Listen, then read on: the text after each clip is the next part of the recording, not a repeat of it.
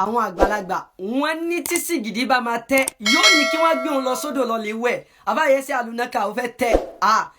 ọ̀rọ̀ títí Sheikh Labib tó ń ríro yẹn ó máa pẹ́ bẹ́ẹ̀ yẹn wàá kàn rẹ̀ lọ́rùn ọ̀sán gan ni wọn à ní sàkankan sí ẹ ó fẹ́ para ẹ nìyẹn yẹsẹ àlùnáka wàá para ẹ dànù wàá kàn kú dànù ni sọmọ pé bẹ́ẹ̀ ni dèdèrè kan jáde tó ní kí ẹni ọmọ mẹrìkàsí kan ò gbọdọ̀ pé Sheikh Labib fún lẹ́kítọ̀ mọ́ dèdèrè ní ẹni àwágò tí ì rí wọn pè tán ẹni tí ò ní táyìn àyèwá dà ayé dà yẹsẹ àlùnáka sọmọ pé ó ti ń pọ̀ fún ẹ bẹ́ẹ̀ yẹn ó dà mo kà á ní tó bí mi nínú jù nìyí o níbi tó ti sọ pé tó bá yẹ pé àfa Labib tó bá yẹ pé wọ́n ṣe làákà lọ́ka níbi tó ti dọ́gbọ́n sọ̀rọ̀ sense lọ́ka sọ̀rọ̀ pé òun dọ́gbọ́n fi ẹnu sọ ó dẹ̀ fi ọwọ́ júwe ṣùgbọ́n tó ń dọ́gbọ́n fẹnu sọ ni pé òun júwe bí fún wọn nìyẹn pé táwọn bá ṣe làákà yìí ṣe bí wọ́n pera wọn láàfa onímọ̀ ni nínú ọmọ wọn tí wọ́n sọ pé àwọn mọ̀ Al-Labib fi lè ìṣàrọ̀ ti yẹ̀fọ́ àmù tí wọ́n bá fi ojú lásán báyìí bá ọlọ́gbẹ́ sọ̀rọ̀ ojú ẹsẹ̀ yẹ̀fọ́ àmù yóò tì mọ́ tí wọ́n ń sọ ni. Àbáyẹsẹ àlùnáka dákun máa wojú dáadáa tó bá ti ẹ̀ wá fẹ́ bá gbogbo èèyàn wí má anything tó bá ti pàtẹ́yìn tó bá ti tan má àgbàjì má lọ síbẹ̀.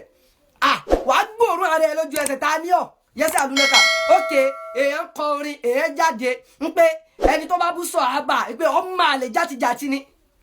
jọ sáfà tiẹ̀ bú sọ́gbọ́n àwọn sọ̀hábà ni ṣebí àwọn tó bá bú sọ̀hábà àwọn sọ̀hábà ṣebí ni wọ́n bá wí kí ni problem ẹ definitely ìtọ́ ṣẹlẹ̀ yìí tí Sheikh Labib tí wọ́n ṣe yìí tí wọn ò bá ṣe yìí tí ń bẹ lọ́kàn rẹ̀ gan sí wọn ó pọ̀ kọjá bá ní ó kàn lára wa kàn parẹ́ ìdànù ni yẹsẹ àlùnáka jẹ́ kí n sọ kí n kàn fẹ́ Ọlọ́run ti dá àwọn kan ó ti kí àwọn kan ó ti fún wọn lọ́lá kò ní gbà mọ́ a máa jura wa lọ nínú ayé náà yẹsẹ àlùnáka jẹ́ kí wọ́n sọ kí n kàn sọmọ pé ẹni tó ń bá wí yẹn sọmọ pé kì í ṣẹgbẹ́ ló ń bá wí èmi àti ẹgẹ tó bá jọ wọn wá wò àjọ máa tọra wa ni yẹsẹ àlùnáka ta ni ọ kí gan ni ti sọmọ pé ọmọ kọ́ wa náà ní gbogbo ìgbà ìwọ ni ní gbogbo ìgbà yẹsẹ àlùnáka last one ni mo wá fún ẹ tó o bá fẹ́ báyàn wí wàá wò kódà jẹ́ kó méjì àgbàjì tó bá ti wọn kíní ìlérí ń tọ̀hún ní tó bá fẹ́ sọ ní pé tọ̀hún kọ́kọ́ ṣe kíni kọ́kọ́ wọ́n wò lọ́dọ̀ ara rẹ kó tó jáde torí tó bá lọ jáde tó bá lọ sọ̀rọ̀ bí ó ṣe yẹ kó sọ̀rọ̀ tó bá gbé gẹ̀ẹ́sì wà lápá lójú ẹsẹ̀ ó máa collect tó bá wá yẹsẹ àlùnáka last one nìyẹn fún ẹ abá ò bàjẹ́ gẹ́ ni mọ̀ náà Sheikh Labib náà sọ pé ní parí ọ̀rọ̀ rẹ ọ̀rọ̀ sọ pé Labib Labib símùdí irú yẹsẹ àlùnáka sí àfa Labib sí bàbá wa ìjọba irú ẹ yẹsẹ àlùnáka ó dá nígbà tí Sheikh Labib tí wọ́n padà jáde táláwọn ò bá mú dìrù wọn sádàrúkọ ẹnì kankan nígbà tí wọ́n wá láwọn ò bá mú dìrù kí ló yẹ tí wọ́n padà wá jáde tó bá yẹ pé wọn náà ṣe làákàyè ni definitely wọ́n kò ní làákàyè nìyẹn sọ pé ìtọ́jọ́gbọ́n sọ nínú ọ̀rọ̀ rẹ ohun nìyẹn definitely wọ́n kò ní làákàyè ọ̀rọ̀ yẹn ò dẹ̀ kọjú fún mi láti sọ èmi àti ẹ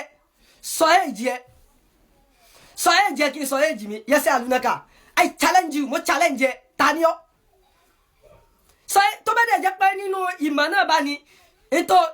tó bá ń gbé ẹ nínú kó tíra rẹ bọ́ síta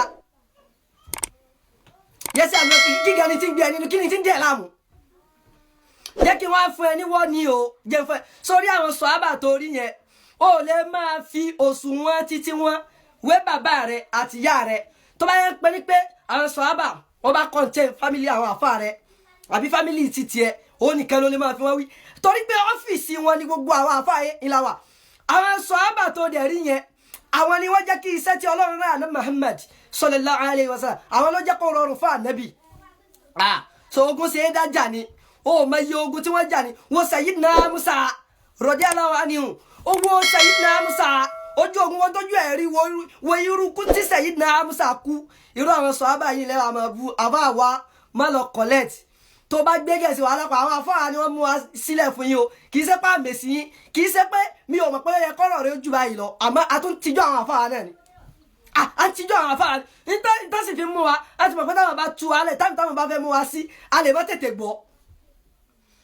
yẹsẹ àlùnáka gbọmọgbọmọ rẹ ó ti ń pọ̀ jù fún ẹ ó ti ń pọ̀ jù fún ẹ Sheikh Labib ló ń bá wí èdèdèrè tó tún sọ pé káwọn mẹrìkàsí kí wọ́n má pe Sheikh Labib fún lecture ok àwọn mẹrìkàsí tó bá ti pè wọ́n fún lecture ọmọ àlè nìyí kẹwàá wò báyà wọn ò ní ráyè wọn ṣe